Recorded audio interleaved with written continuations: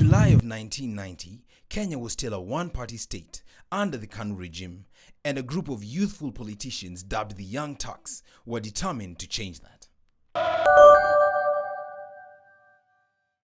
Now, ladies and gentlemen, welcome back to the analysis of Juliana TV. The former Prime Minister RAILA Odinga issued a warning to the KWANZA government against meddling in these affairs of the IEBC Commission, because he said that IEBC Commission is entirely independent and cannot be bulldozed with instructions from the State House. An independent electoral commission is the referee. It cannot be appointed by a player. So we will not allow the Kenya Kwisha regime to impose a commission on the people of Kenya. Then do the same thing in Mombasa. We'll do the same thing in Nakuru. We'll do the same thing in Kisumu. Do the same thing in Kakamega.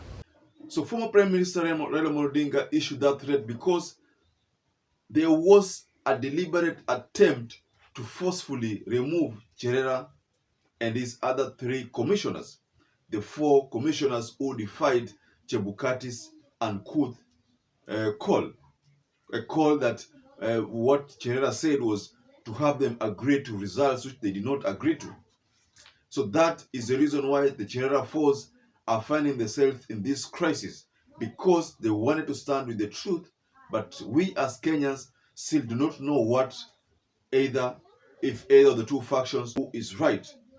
Because they wanted to stand with the truth, that is the reason why they find themselves in this crisis.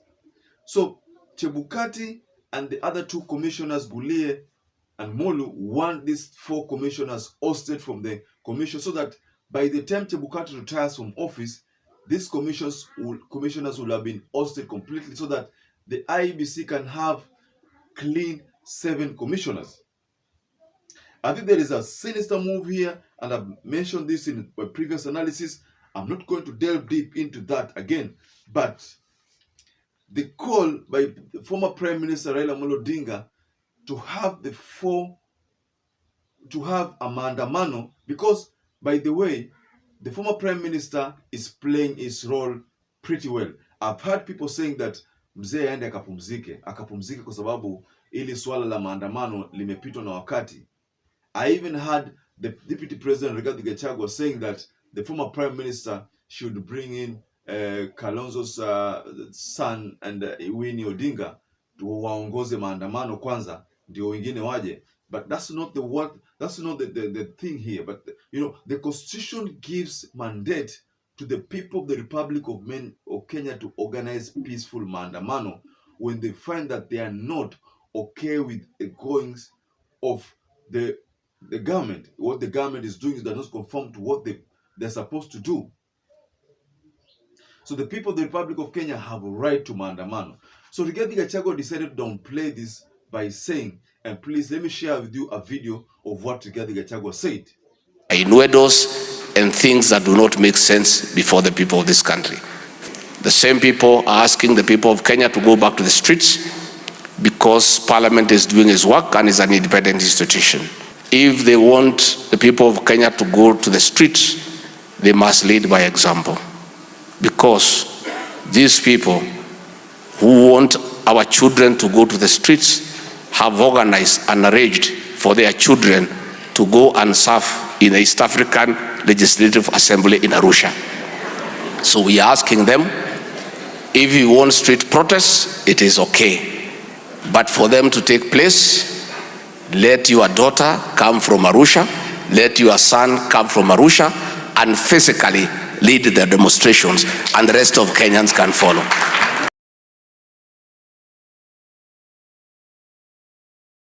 Yes. Also, while responding to the same, William Samoei Ruto came to the podium. That was a church session, and he said that the former Prime Minister has a right to convene such maandamano because it's within his democratic right to convene it. He was quite respectful of Raila Odinga, knowing that very well that this is the route My deputy has said there is a bit of noise, but everybody is doing their job, I think. I think the opposition is doing their job. The executive we will do our job. The judiciary will do their job. We can have our competition because that's the nature of democracy.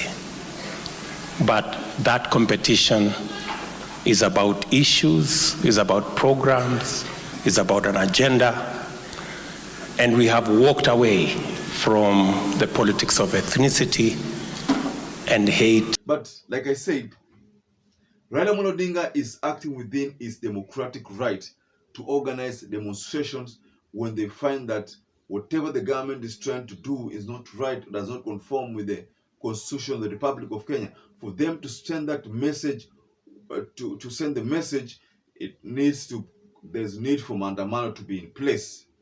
During Moi's regime, there were a series of these maandamanos. I remember 1992 case. In July of 1990, Kenya was still a one-party state under the KANU regime, and a group of youthful politicians dubbed the Young Turks were determined to change that.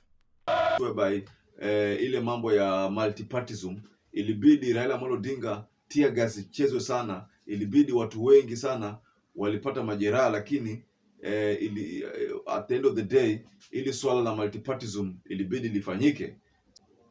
Msukumo utakuwa katika hii mass action, msukumo mkubwa. Unajua katika katiba kuna ruhusa ya kwamba maandamano ya watu milioni 1 inaweza fanya katiba, inaweza fanya serikali iliyoko mamlakani ifanye vitu kulingana na venye watu wanataka.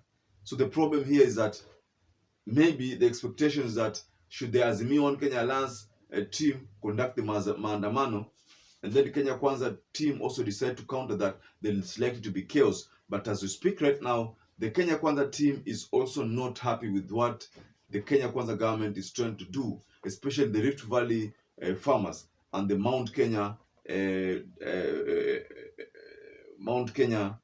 citizens within Mount Kenya. They're not happy with what the government is doing. So I think we might find ourselves in a scenario whereby now the Kenya Kwanza team, the Azimio One Kenya Alliance team, they form one faction and do a one maandamano, joint maandamano, to force this government to do things accordingly.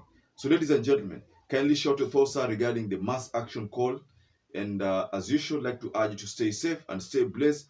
But until we meet again, kindly don't forget to subscribe and give us a like and hit the notification bell so that every time we post a video, you will always become the first person to get notified. So ladies and gentlemen, stay safe, stay blessed until we catch up again for another analysis.